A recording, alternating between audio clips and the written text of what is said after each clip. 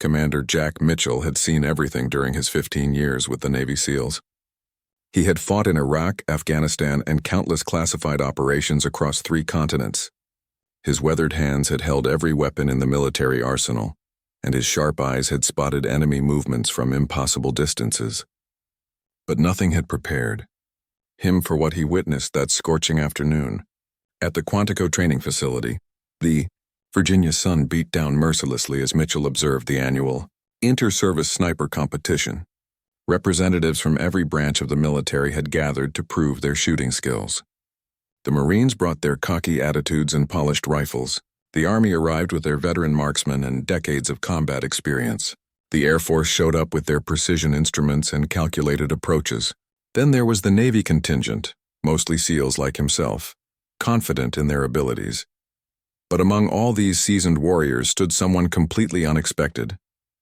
A young woman, barely looking old enough to be out of high school, was carefully assembling a massive Barrett M82A1 50 caliber rifle.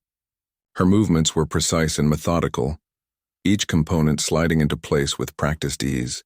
She wore standard military fatigues, but something about her presence commanded attention without demanding it. Mitchell found himself drawn to her preparation ritual. While other competitors joked nervously or checked their equipment multiple times, she worked in complete silence. Her fingers moved across the weapon like a pianist touching familiar keys. The Barrett, weighing nearly 30 pounds when fully loaded, looked almost delicate in her capable hands. She adjusted the scope with tiny movements, each calibration deliberate and purposeful. The other competitors began to notice her too. Whispered conversations started among the gathered soldiers. Who was this woman? What unit was she from? Several of the more experienced snipers approached her with friendly curiosity, but she remained focused on her weapon, offering only polite nods in response to their questions.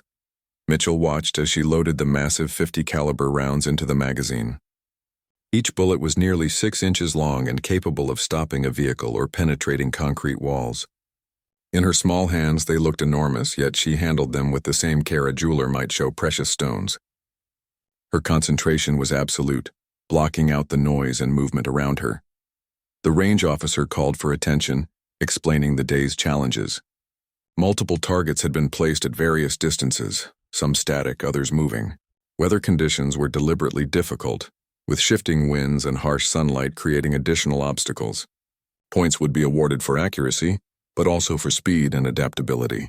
This was designed to simulate real combat conditions where perfect shots often meant the difference between life and death. As the competitors took their positions, Mitchell noticed something remarkable about the young woman's setup. While others chose elevated positions or complex supports, she selected a simple prone position on flat ground. Her Barrett was supported by a basic bipod, nothing fancy or high-tech. She lay behind the massive rifle, her eye settling behind the scope with natural ease. The first target was announced at 800 meters. For most rifles, this would be considered long range. For the Barrett 50 caliber, it was almost insultingly close. One by one, the competitors took their shots. Some hit center mass, others clipped the edges. A few missed entirely, their bullets kicking up dust clouds behind the targets. When her turn came, the woman settled behind her rifle with fluid motion. She controlled her breathing, her finger finding the trigger with gentle precision. The Barrett roared like thunder, its massive muzzle brake redirecting the explosive gases in violent clouds. The recoil, capable of bruising even experienced shooters, seemed to barely affect her small frame. The target spotter's voice crackled over the radio with barely contained excitement. Not only had she hit the center ring, but her bullet had created a hole so perfectly placed that it looked like it had been drilled by a machine. The gathered crowd began to pay serious attention to this unexpected competitor. Mitchell felt his eyebrows raise involuntarily. In all his years of military service, he had rarely seen such precision from a first shot at distance. Most snipers needed at least one round to gauge wind conditions and make adjustments. She had achieved perfection immediately, as if she had been shooting at this range her entire life. The competition continued with targets at greater distances. 1,000 meters, 1,200 meters, 1,500 meters. With each increasing challenge, more competitors began to struggle. Wind estimation became crucial. Bullet drop calculations grew more complex. The margin for error shrank to almost nothing, But the young woman continued her methodical approach. She would study each target for long moments, reading wind indicators that others missed. Her shots came with mechanical regularity, each one finding its mark with devastating accuracy. The sound of her Barrett had become a familiar rhythm, followed inevitably by confirmation of another perfect hit. Other competitors started gathering behind her position, watching her technique with growing amazement. Even the range officers, who had seen thousands of military marksmen over the years, began clustering around her firing point. There was something almost supernatural about her shooting ability, as if she existed in perfect harmony with her weapon. Mitchell found himself completely absorbed in watching her work. This was no lucky beginner or one-day wonder. Every movement she made spoke of years of dedicated training and natural talent refined to its absolute peak. Her breathing control was textbook perfect. Her trigger discipline was flawless. Most importantly, her mental composure remained unshakable despite the growing attention from the crowd. As the competition moved into its second phase, the targets were positioned at distances that would challenge even the most elite military snipers. 2,000 meters stretched across the desert range, where heat waves created dancing mirages that could fool the most experienced eyes. At this distance, a bullet would take nearly 3 seconds to reach its target, enough time for wind conditions to change multiple times during flight. Mitchell watched as seasoned Marine snipers began to show signs of strain. Sweat beaded on their foreheads as they calculated wind speed, temperature variations, and the Earth's rotation effect on their bullets. These were men who had made confirmed kills in combat situations, yet they were struggling with the mathematical precision required for these extreme distances. The young woman remained unchanged. She lay behind her Barrett with the same calm demeanor she had displayed at 800 meters. Her breathing remained steady and controlled. While others used wind flags, atmospheric measuring devices, and complex ballistic calculators, she seemed to rely on instincts developed through countless hours of practice. Her next shot came after what appeared to be minimal preparation. The Barrett's thunderous report echoed across the range, followed by the whistling sound of the massive bullet cutting through desert air. 3 seconds of absolute silence stretched across the watching crowd. Then the spotter's voice crackled with disbelief over the radio system. Another perfect center hit. At 2,000 meters, with shifting winds and brutal heat distortion, she had placed her bullet exactly where she intended. The gathered military personnel exchanged glances of amazement. Several of the Marine competitors shook their heads in frank disbelief. This level of accuracy was bordering on the impossible. Mitchell found himself studying her technique more carefully. What was her secret? How was someone so young achieving results that veteran snipers with decades of combat experience couldn't match?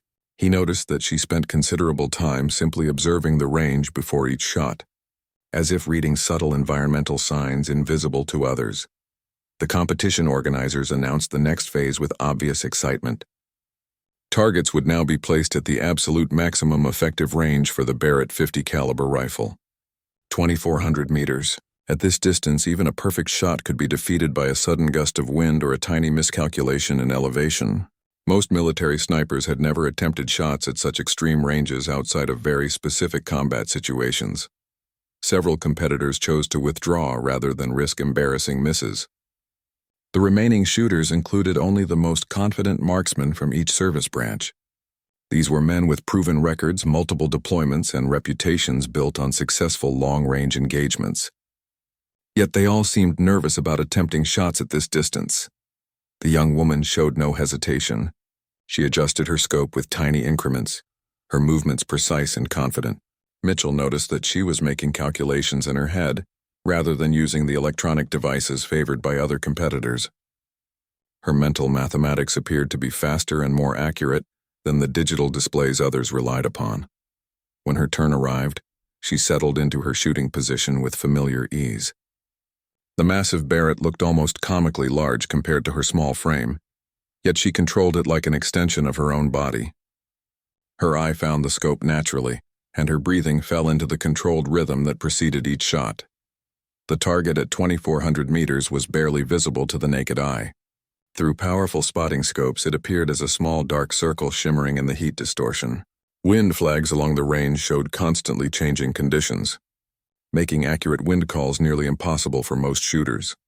She held her position for what seemed like an eternity, reading conditions that others couldn't perceive. The gathered crowd had fallen completely silent, sensing they might be witnessing something extraordinary. Even the range officers stopped their conversations to focus on her shot. The Barrett's report was deafening in the desert stillness. The muzzle blast kicked up clouds of dust and sand, momentarily obscuring her position. The distinctive crack of the supersonic bullet echoed across the range as it began its 3.5-second journey to the distant target. Everyone present counted off the seconds silently. At this distance, even the spotters needed time to track the bullet's impact through their high-powered scopes. The suspense was almost unbearable as they waited for confirmation of hit or miss. When the spotter's voice finally crackled over the radio, his excitement was unmistakable. Not only had she hit the target, but once again her bullet had found the exact center of the scoring rings. At 2,400 meters in difficult conditions, she had achieved what many considered the perfect long-range shot. The gathered military personnel erupted in spontaneous applause. Even her competitors joined in, recognizing they had witnessed something remarkable. Mitchell found himself clapping along with the others, genuinely impressed by what he had seen. But the woman remained focused on her rifle, already preparing for the next challenge. She showed no emotion at the praise, no acknowledgement of the extraordinary nature of her achievement. Her concentration remained absolute, as if 2,400-meter shots were routine for her. Mitchell began to wonder about her background. Where had she learned to shoot like this? What unit had trained her? More importantly, what real-world experience lay behind such incredible skill? He had served alongside some of the military's finest marksmen, but none had demonstrated this level of consistent precision at extreme ranges. The competition continued with moving targets, adding an entirely new level of complexity. Now shooters had to calculate not just wind and distance, but also the speed and direction of their targets. Lead time became crucial, requiring split-second timing and perfect prediction of target movement. Other competitors struggled with these additional variables. Shooting at stationary targets was one thing, but engaging moving objects at extreme range required skills that bordered on precognitive. Several more marksmen withdrew from the competition, acknowledging they were outmatched by the increasing difficulty. The moving target phase separated the truly elite marksmen from the merely skilled. Mechanical targets began sliding along rails at various speeds and directions, simulating real combat scenarios where enemy personnel rarely remained stationary. The complexity increased exponentially, as shooters now had to predict where their targets would be several seconds in the future, accounting for the bullet's flight time. Mitchell watched as a highly decorated Marine sniper lined up his shot on a target, moving at 15 miles per hour across his field of view.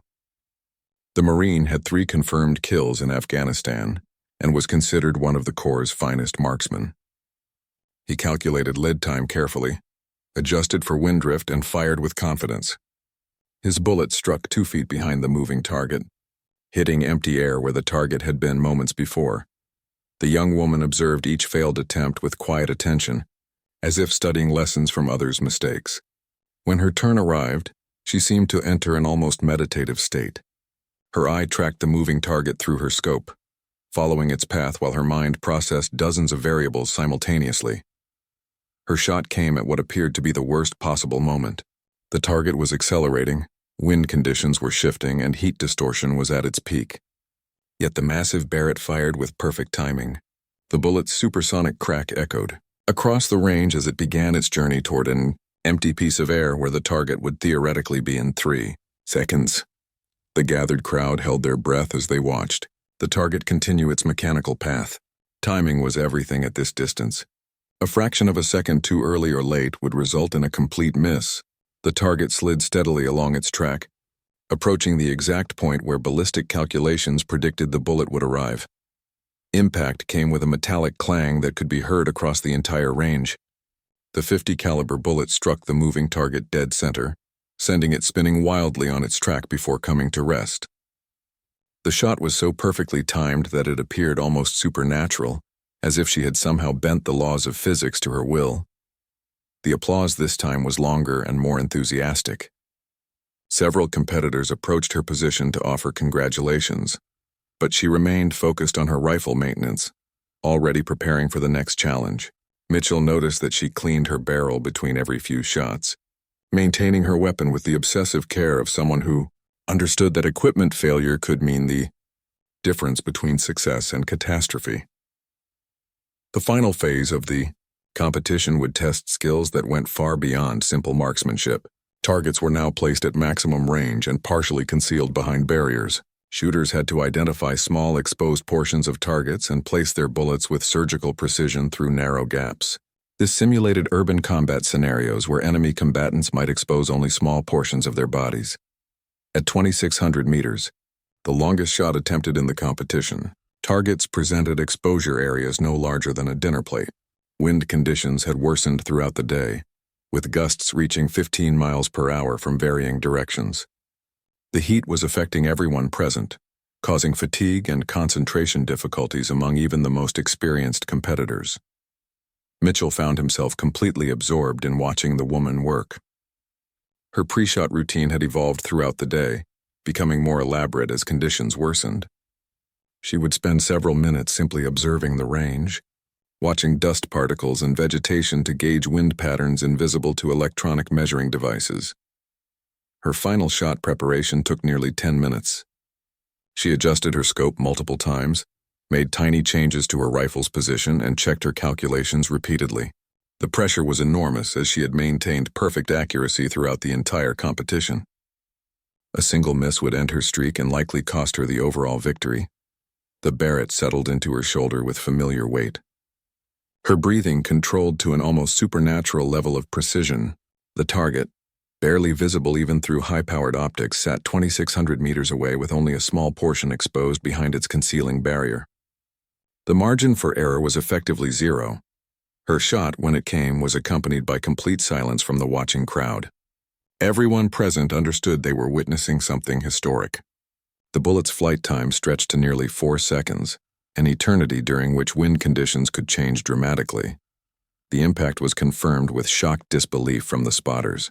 Through their telescopic equipment, they could see that her bullet had not only found the small exposed portion of the target, but had struck it precisely in the center. At 2,600 meters, with difficult wind conditions and a target smaller than a human head, she had achieved what many considered impossible. Mitchell felt his military experience being fundamentally challenged. In 15 years of elite service, he had never witnessed shooting of this caliber. This wasn't just exceptional marksmanship. It was something approaching perfection. The mathematical precision required for such consistency at extreme range suggested training and experience far beyond what any normal military program could provide. As the competition concluded, the young woman began disassembling her Barrett with the same methodical care she had shown throughout the day. Each component was cleaned and inspected before being placed in its protective case.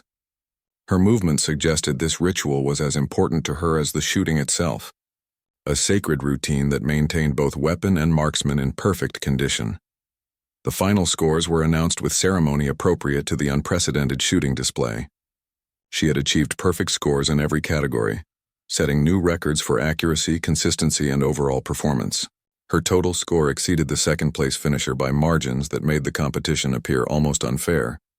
Yet throughout the award ceremony, she maintained the same quiet demeanor she had displayed all day.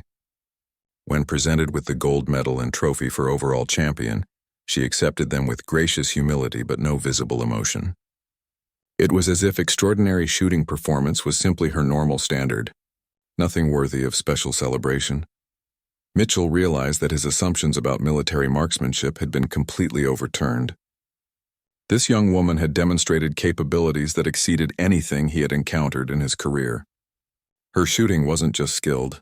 It approached an art form, combining technical precision with almost mystical intuition about ballistic performance.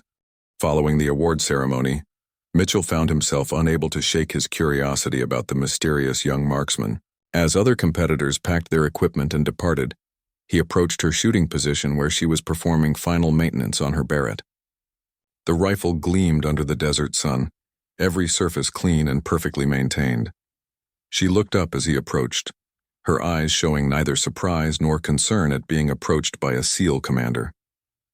There was something in her gaze that spoke of experiences far beyond her apparent age, a depth that suggested she had seen things most people never would. Her handshake was firm and confident when Mitchell introduced himself. When he asked about her background, she provided only basic information. Her name was Sarah Chen, and she served with an Army unit that she described simply as specialized reconnaissance. She offered no details about her training or previous assignments, maintaining the kind of operational security that Mitchell recognized from his own classified work.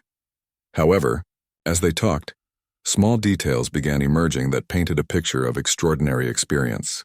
She mentioned adjusting for elevation differences like in the Hindu Kush, suggesting mountain warfare experience.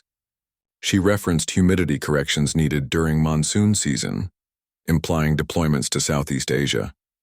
Most tellingly, she spoke about wind patterns with the familiarity of someone who had learned to read them under life or death circumstances. Mitchell's military instincts told him there was much more to Sarah's story than she was revealing. Her shooting skills weren't just exceptional, they were historically significant. Yet she carried herself with the understated professionalism of someone who viewed extraordinary performance as routine expectation rather than remarkable achievement. As they continued talking, another figure approached their conversation. Colonel James Harrison, a veteran Army officer who had been observing the competition, joined them with obvious interest. Mitchell recognized Harrison by reputation as someone involved in the military's most sensitive operations, though his exact role remained classified even at Mitchell's security level. Harrison's conversation with Sarah was brief, but revealing to Mitchell's trained ear. They spoke in the abbreviated phrases and technical references common among people who shared operational experience. References to package delivery and target verification suggested involvement in direct action missions. Most significantly, Harrison addressed Sarah with the respect typically reserved for operators with proven combat records. When Harrison departed, Mitchell pressed Sarah more directly about her experience. Where had she learned to shoot with such precision? What operations had she participated in that required such extreme range accuracy? Her responses remained professionally vague, but she eventually revealed one crucial detail that changed Mitchell's entire understanding of who he was talking with. During a casual comment about bullet performance at extreme altitude, Sarah mentioned making the longest confirmed shot during a mission she couldn't discuss in detail. The way she said it, almost as an afterthought, suggested this wasn't boasting but simply stating a fact. When Mitchell pressed for more information, she became evasive but did mention that the shot had been recorded at just over 3,200 meters. Mitchell felt his breath catch. 3,200 meters was beyond the effective range of most sniper rifles. At that distance, environmental factors became so significant that successful shots required not just exceptional skill, but also perfect conditions and considerable luck. The current world record for longest confirmed sniper kill was held by a Canadian Special Forces sniper at 3,500 meters, achieved under ideal circumstances with extensive preparation. If Sarah was telling the truth, she held one of the longest confirmed kill records in modern military history, yet she had mentioned it casually, as if extreme range shooting was simply part of her normal duties. This revelation cast her competition performance in an entirely new light. The shots she had made during the day weren't demonstrations of exceptional ability. They were routine applications of skills developed through real combat experience. Mitchell began asking more specific questions about long-range shooting techniques. Sarah's responses revealed an understanding of ballistics that went far beyond standard military training. She discussed atmospheric pressure variations, temperature gradients, and Coriolis effect calculations with the fluency of someone who had relied on such knowledge in life-threatening situations. Her mention of 3,200 meters kept echoing in Mitchell's mind. That distance represented shooting at the absolute edge of what was physically possible with current technology. Success at such range required perfect understanding of every variable affecting bullet flight, combined with split-second timing and nerves of steel. The fact that she had achieved such a shot under combat conditions suggested capabilities that bordered on legendary. As the afternoon continued, other details emerged that supported Sarah's extraordinary claims. She mentioned using different ammunition types for various atmospheric conditions, knowledge that came only from extensive field experience. She discussed the psychological aspects of extreme range shooting, particularly the mental discipline required when target engagement took 4 or more seconds from trigger pull to impact. Most significantly, She spoke about the responsibility that came with such capabilities. Long-range precision shooting wasn't just about technical skill, she explained, but about making life-and-death decisions from distances where targets appeared as tiny figures in telescopic scopes. The weight of such responsibility was evident in her demeanor, a seriousness that contrasted sharply with her youthful appearance.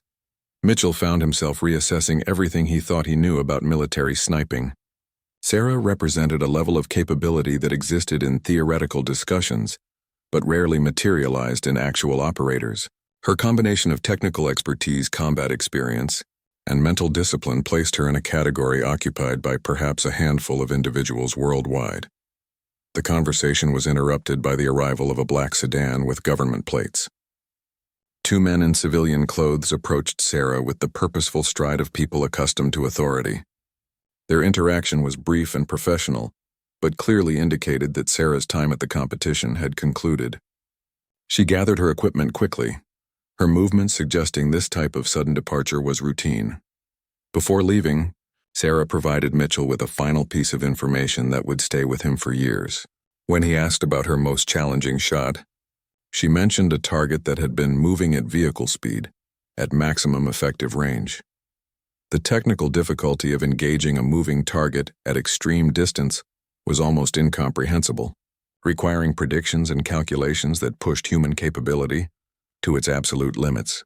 6 months after the Quantico competition, Mitchell found himself in Afghanistan leading a joint operation with several special operations units. The mission involved establishing overwatch positions in the mountainous terrain near the Pakistani border, where intelligence suggested high-value targets were moving through established smuggling routes. The elevation exceeded 3,000 meters, creating atmospheric conditions that challenged even experienced mountain warfare specialists. During mission planning, Mitchell's team encountered logistical problems with long-range surveillance and precision fire support. The distances involved exceeded the effective range of standard sniper weapons, while the terrain made close approach impossible. Traditional solutions involved calling in air support or artillery, but political sensitivities in the region made such obvious military responses unacceptable. The operations officer mentioned that specialized assets were available for extreme-range precision work, but provided few details about what those assets entailed. Mitchell assumed this meant access to newer weapon systems or perhaps experimental long-range ammunition. He had no reason to suspect that specialized assets referred to individual operators with capabilities beyond conventional military understanding.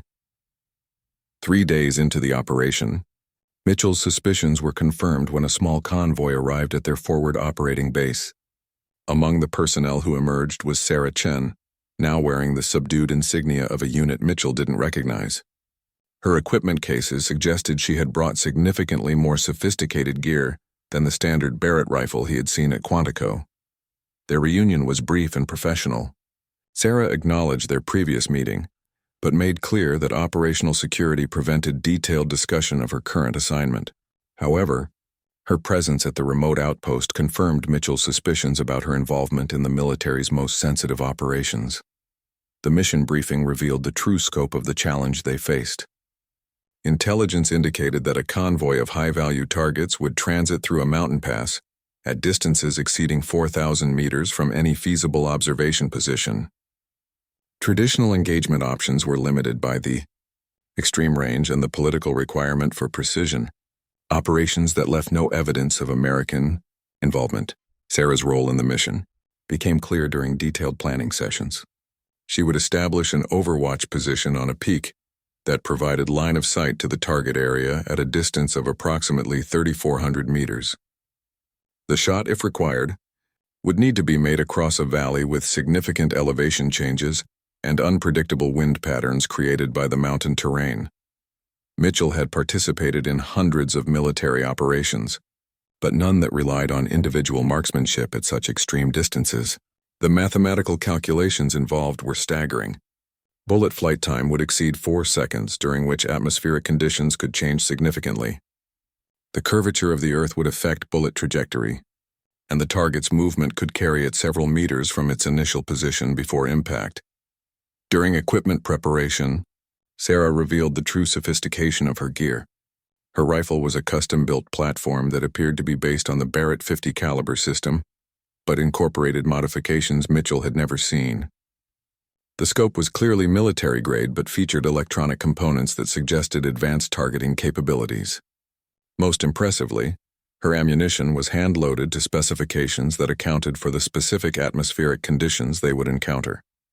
The night before the operation, Sarah conducted detailed reconnaissance of the shooting position using satellite imagery and topographic maps.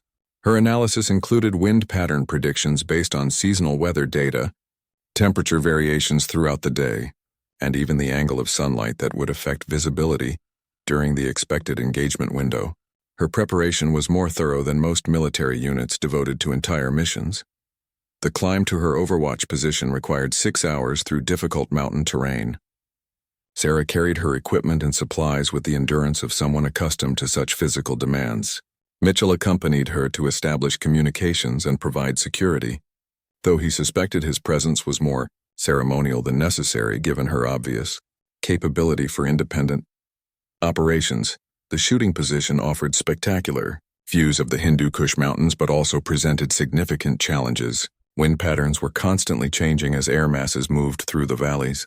Temperature variations created atmospheric distortion that made precise range estimation difficult. Most significantly, the angle of engagement required ballistic calculations that pushed theoretical formulas to their practical limits. Sarah established her position with methodical precision, creating a shooting platform that would remain stable throughout the potentially extended observation period. Her rifle was positioned to allow micro-adjustments without disturbing her basic setup.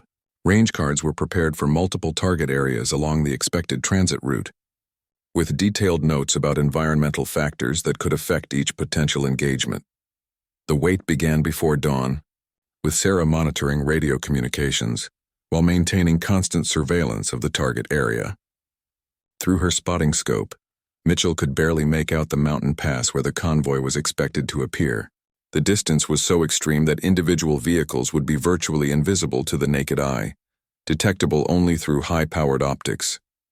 Hours passed with no movement in the target area. The sun rose behind their position, creating optimal lighting conditions for long-range observation. Temperature began climbing rapidly as desert heat built throughout the valley, creating atmospheric conditions that would significantly affect bullet trajectory. Sarah made continuous notes about environmental changes, updating her firing solutions as conditions evolved. The radio crackled with reports from surveillance aircraft monitoring the wider area. The target convoy was confirmed moving toward their position, but was running several hours behind schedule. This delay meant that environmental conditions would be significantly different from those Sarah had planned for, requiring real-time recalculation of all her ballistic solutions. When the convoy finally appeared as tiny specks moving through the distant mountain pass, Sarah's transformation was remarkable to witness. Her relaxed vigilance shifted to intense focus. Every aspect of her attention concentrated on the developing tactical situation. Her breathing became controlled and rhythmic, her body settling into the shooting position with fluid precision. Through her scope, she tracked the convoy's progress along the winding mountain road. Radio communications confirmed the identity of high-value targets within the vehicles, but also indicated the presence of non-combatant drivers and security personnel. Any engagement would need to be surgically precise, eliminating specific threats without causing collateral casualties. The moment of decision arrived when the convoy stopped in the mountain pass, exactly 3,407 meters from Sarah's position, according to her laser rangefinder. Intelligence confirmed that the primary target had exited one of the vehicles and was standing in clear view, presenting an engagement opportunity that might not come again for months. Sarah's final preparations took place with mechanical precision. She adjusted her scope for the exact measured distance, accounting for the severe downward angle of the shot and the atmospheric conditions that had been building throughout the morning. Her calculations included variables that most snipers never encountered, such as the reduced air density at high altitude and the Coriolis effect that would deflect her bullet due to the Earth's rotation. Mitchell watched through his own spotting scope as Sarah controlled her breathing to the precise rhythm she had perfected over years of extreme-range shooting. Her finger found the trigger of the massive rifle, applying pressure with the same delicate touch she had demonstrated at Quantico months earlier. The weight of the mission's success rested entirely on her ability to place a single bullet with perfect accuracy across a distance that challenged the laws of physics. The Barrett's thunderous report echoed across the mountain valley like an avalanche. The massive muzzle brake redirected the explosive gases in violent clouds that temporarily obscured their position. Through the dust and smoke, Mitchell could see that the recoil had barely moved Sarah's small frame, testament to her perfect shooting position and years of experience. With a powerful rifle, the bullet supersonic, crack faded into the mountain, silence as it began its 4.5-second journey across the valley. At this distance, with the severe environmental challenges they faced, even Sarah couldn't be certain of success until impact was confirmed. Mitchell held his breath as he tracked the distant target through his spotting scope, counting off the seconds until the bullet would arrive. Impact came with a finality that was both shocking and clinical. Through their high-powered optics, they could see that Sarah's bullet had found its intended target with devastating precision. The shot had been so perfectly placed that secondary casualties were impossible, achieving the surgical precision that the mission required. The convoy immediately scattered, with vehicles racing in different directions through the mountain pass. Sarah's reaction to the successful shot was characteristically understated. She immediately began securing her equipment, already planning their extraction from the mountain position. For her, this 3,400-meter shot under extreme conditions was simply another successful mission completion, worthy of professional satisfaction but not emotional celebration. As they began their descent from the overwatch position, Mitchell found himself processing what he had witnessed. The shot Sarah had just completed represented one of the longest confirmed kills in military history, achieved under conditions that made success almost impossible. Yet she had executed it with the same calm precision she had shown during the competition at Quantico. During the difficult climb down the mountain, Sarah finally opened up about her background and training. She had been recruited for a classified program that developed extreme-range precision capabilities for situations exactly like the one they had just completed. Her training had taken place at remote facilities, where she had practiced shots at distances that pushed both equipment and human capability to their absolute limits. The 3,200-meter shot she had mentioned at Quantico, Mitchell learned, had been just one of several record-setting engagements during her operational career.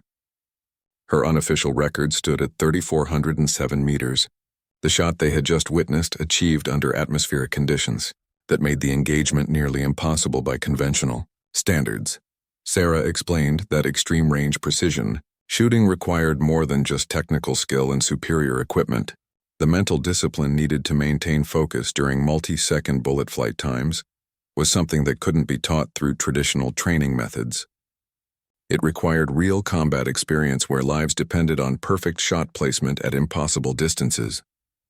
As they reached the base camp, Mitchell reflected on how Sarah represented an evolution in military capabilities that few people understood. Her combination of natural talent, advanced training, and combat experience had created abilities that bordered on the superhuman. She was living proof that individual skill could still be decisive in an age of technological warfare. The mission debriefing was conducted with the clinical precision typical of special operations. Sarah's shot was recorded in official records with understated language that failed to capture the extraordinary nature of what had been accomplished. The successful engagement was noted simply as target eliminated at extreme range, without mentioning the record-setting distance or the challenging environmental conditions. 3 days later, Sarah departed on another assignment that Mitchell wasn't cleared to know about. Her farewell was professional but warm, acknowledging the unique experience they had shared in the Afghan mountains. She left behind only her reputation and the memory of shooting performance that had redefined Mitchell's understanding of what was humanly possible. Months after returning from Afghanistan, Mitchell occasionally found himself thinking about Sarah and the extraordinary capabilities she represented. He realized that modern warfare had created a small group of specialists whose skills transcended conventional military categories. Sarah existed in a realm where individual expertise could achieve results that entire units couldn't accomplish through traditional methods. The official record of her 3,400-meter shot remained classified, known only to a select few who had been present for the mission. But among those who understood extreme-range precision shooting, Sarah had achieved something approaching legendary status. Her name would be whispered in training facilities and operational briefings as an example of human potential, pushed to its absolute limits. Mitchell never saw Sarah again, but he occasionally heard rumors about impossible shots being made in remote locations around the world. Whether these stories involved Sarah or other operators trained to similar standards, he could never confirm. But he knew that somewhere in the world's most dangerous places, there were individuals capable of changing the course of history with a single, perfectly placed bullet. Years later, when Mitchell had retired from active duty and was teaching at the Naval War College, he would sometimes share the story of the young woman who had redefined his understanding of military precision. He never used her real name or provided details that could compromise operational security, but he spoke about witnessing shooting performance that challenged the boundaries of human capability. His students, mostly young officers preparing for their own special operations careers, would listen with fascination and skepticism. The idea that someone could consistently hit targets at distances exceeding 3 kilometers seemed to belong more in the realm of fiction than military reality. Mitchell understood their doubt, remembering his own disbelief when he first witnessed Sarah's capabilities at Quantico. But Mitchell knew what he had seen, both on the competition range and in the mountains of Afghanistan. He had watched a young woman demonstrate that the limits of human performance were far beyond what most people imagined possible. Sarah Chen had shown him that in the right hands, with the proper training and unwavering dedication, a single rifle could reach out across impossible distances to change the world, one shot at a time. The Barrett .50 caliber rifle that had first caught his attention that day at Quantico had been transformed in Sarah's hands from a mere weapon into an instrument of surgical precision. Her 3,400-meter shot remained burned in his memory, as proof that individual excellence could still matter in an age of technological warfare. In a world where conflicts were often decided by massive deployments of personnel and equipment, Sarah represented the enduring power of human skill refined to perfection. Sometimes, when Mitchell looked out across the training ranges where new generations of military marksmen learned their craft, he wondered if another Sarah might be among them. Perhaps somewhere a young shooter was developing the combination of natural talent, mental discipline, and technical expertise that would push the boundaries of what was considered possible even further than Sarah had the record she had set that day in Afghanistan might eventually be broken by advancing technology or another exceptional individual. But Mitchell knew he had witnessed something truly historic. He had seen human potential expressed at its highest level, watched as years of training and natural ability combined with perfect conditions to achieve what seemed impossible. Sarah Chen had entered his life briefly, demonstrated capabilities that redefined his understanding of military precision, and then disappeared back into the classified world of special operations. But the memory of her shooting, from that first perfect shot at Quantico to the record-setting engagement in the Hindu Kush, would remain with Mitchell for the rest of his life as proof that extraordinary individuals could still change the course of history through the application of perfect skill at the crucial moment. The young woman with the Barrett .50 caliber